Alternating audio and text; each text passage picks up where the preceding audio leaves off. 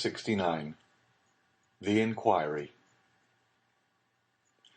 Monsieur de Villefort kept the promise he had made to Madame Danglars to endeavour to find out how the Count of Monte Cristo had discovered the history of the house at Auteuil. He wrote the same day for the required information to Monsieur de Beauville, who, from having been an inspector of prisons, was promoted to a high office in the police, and the latter begged for 2 days' time to ascertain exactly who would be most likely to give him full particulars. At the end of the second day, Monsieur de Villefort received the following note.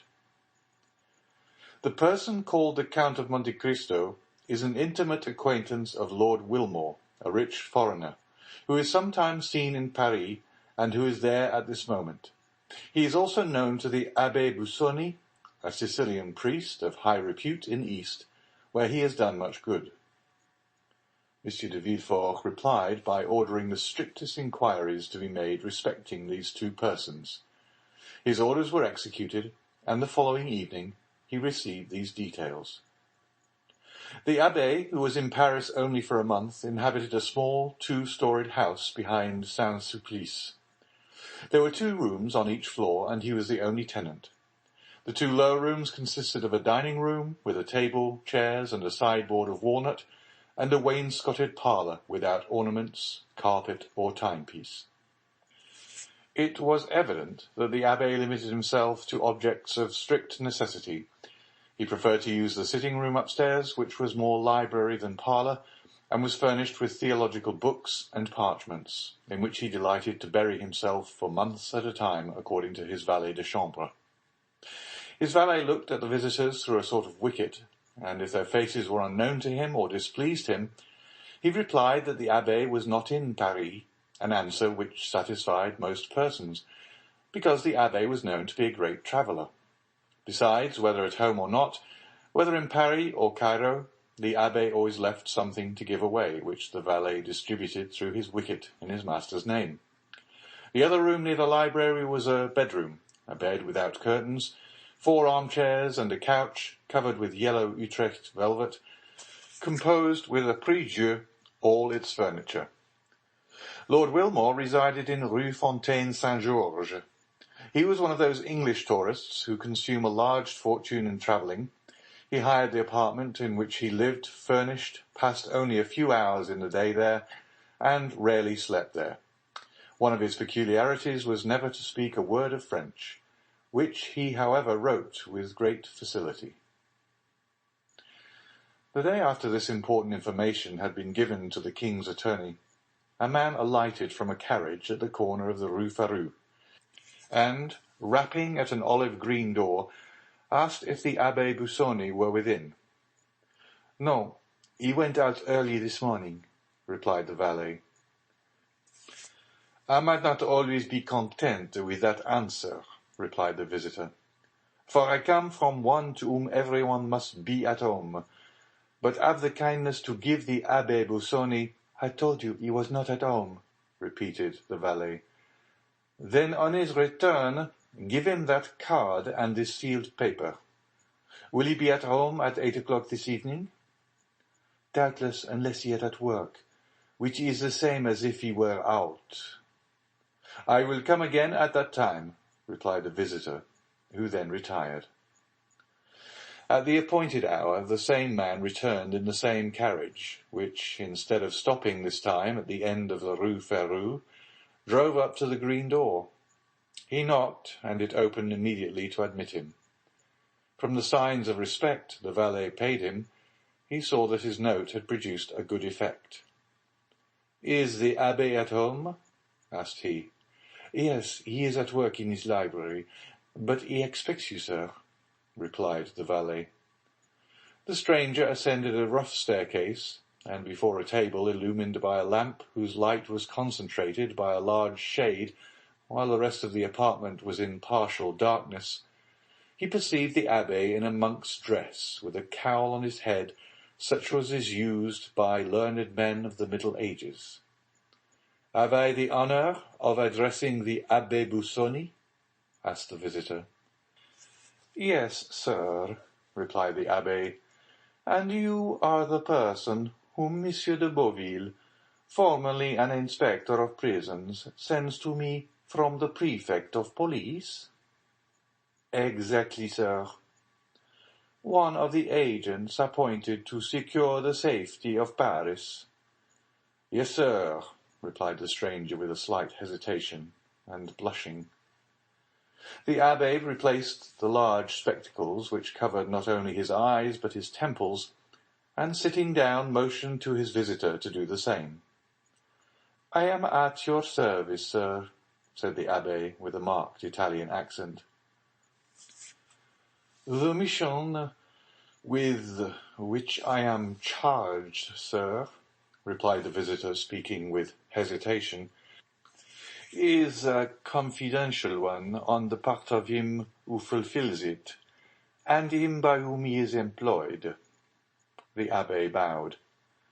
"Your probity," replied the stranger, "is so well known to the prefect that he wishes as a magistrate to ascertain from you some particulars connected with the public safety, to ascertain which I am deputed to see you. It is hoped that no ties of friendship or humane consideration will induce you to conceal the truth. Provided, sir, the particulars you wish for do not interfere with my scruples or my conscience. I am a priest, sir, and the secrets of confession, for instance, must remain between me and God, and not between me and human justice. Do not alarm yourself, monsieur. We will duly respect your conscience." At this moment, the abbé pressed down his side of the shade, and so raised it on the other, throwing a bright light on the stranger's face, while his own remained obscured. "Excuse me, abbé," said the envoy of the prefect of the police, "but the light tries my eyes very much." The abbé lowered the shade. "Now, sir, I am listening. Go on." "I will come at once to the point. Do you know the Count of Monte Cristo?" "You mean Monsieur Zacon, I presume." "Zacon? Is not his name Monte Cristo?" "Monte Cristo is the name of an estate, or rather of a rock, and not a family name." "Well, be it so. Let us not dispute about words. And since Monsieur de Monte Cristo and Monsieur Zacon are the same—" "Absolutely the same." "Let us speak of Monsieur Zacon." "Agreed." "I asked you if you knew him." "Extremely well." "Who is he?" "The son of a rich shipbuilder in Malta." "I know that is a report, but as you are aware, the police does not content itself with vague reports." "However," replied the abbé with an affable smile, "when that report is in accordance with the truth, everybody must believe it, the police as well as all the rest." "Are you sure of what you assert?" "What do you mean by that question?" "Understand, sir, I do not in the least suspect your veracity. I ask if you are certain of it." "I knew his father, Monsieur Zacon." "Ah, indeed." "And when a child, I often played with the son in the timber yards." "But whence does he derive the title of Count?" "You are aware that may be bought." "In Italy?" "Everywhere." "And his immense riches, whence does he procure them?" "They may not be so very great." "How much do you suppose he possesses?" "From 150 to 200,000 livres per annum." "That is reasonable," said the visitor. "I have heard he had 3 or 4 millions." 200,000 per annum would make 4 millions of capital." "But I was told he had 4 millions per annum." "That is not probable." Do you know this island of Monte Cristo? Certainly. Everyone who has come from Palermo, Napoli, or Roma to France by sea must know it, since he has passed close to it, and must have seen it. I am told it is a delightful place. It is a rock. And why has the Count bought a rock? For the sake of being a Count.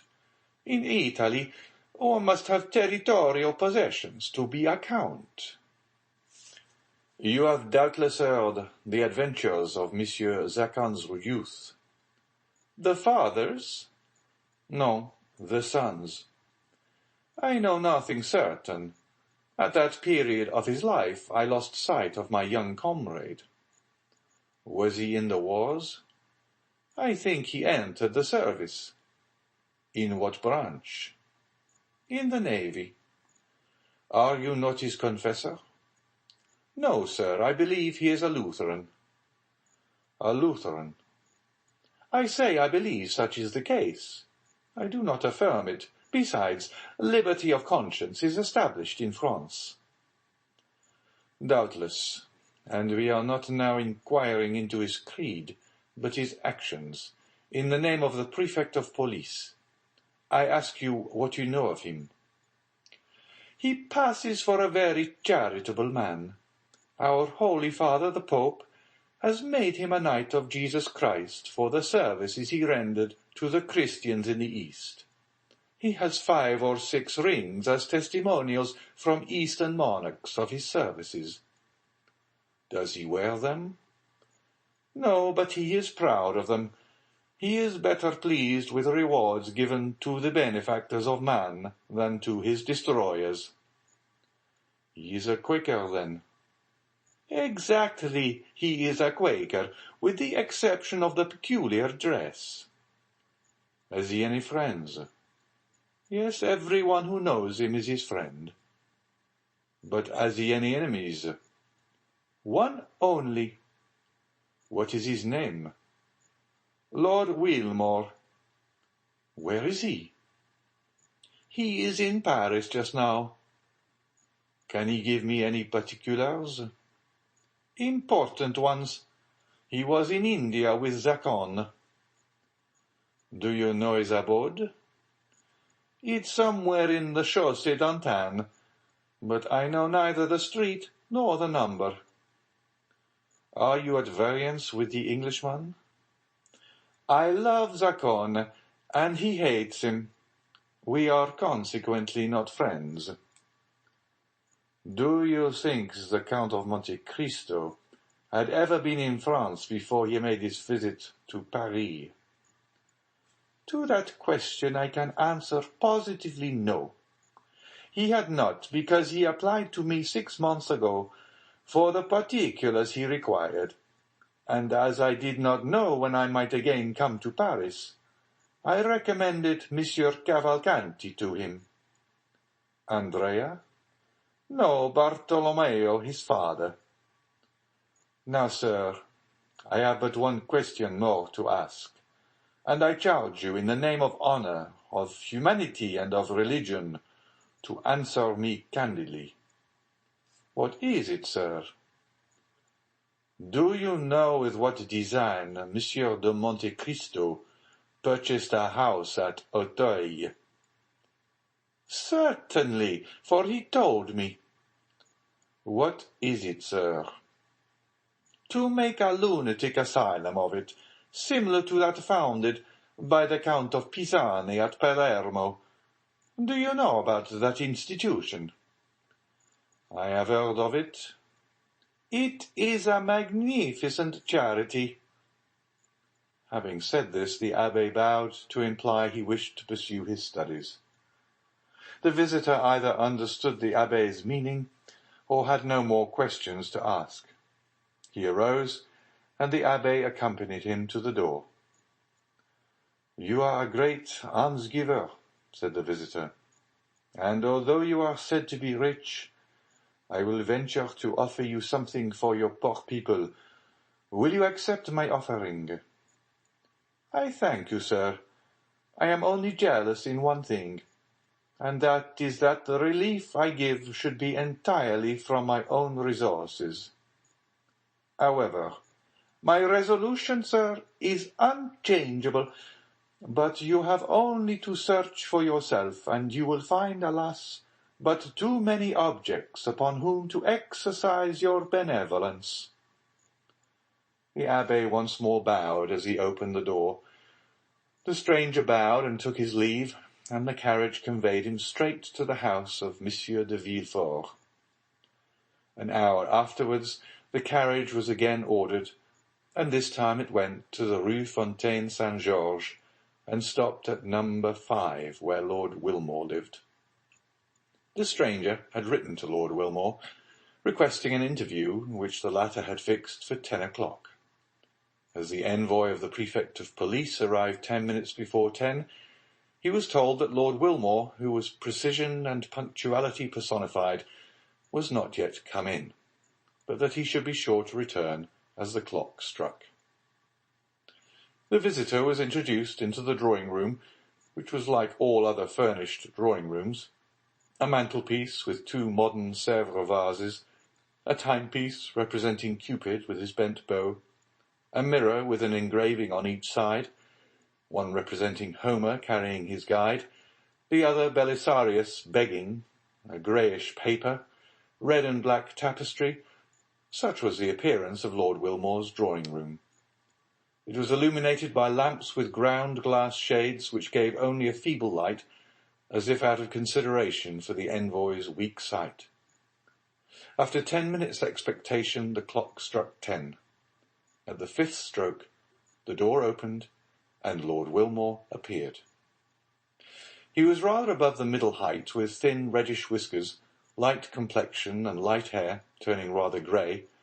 He was dressed with all the English peculiarity, namely in a blue coat with gilt buttons, and high collar in the fashion of 1811, a white kerseymere waistcoat, and nankeen pantaloons 3 inches too short, but which were prevented by straps from slipping up to the knee.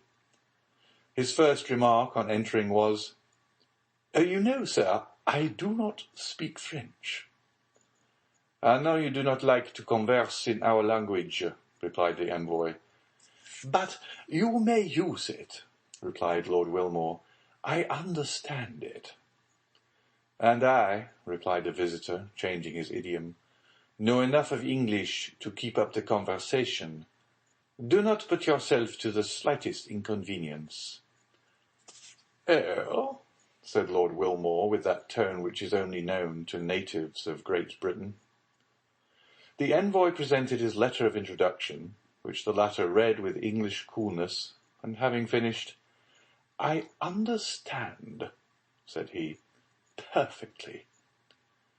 Then began the questions, which were similar to those which had been addressed to the Abbé Busoni. But as Lord Wilmore, in the character of the Count's enemy, was less restrained in his answers, they were more numerous.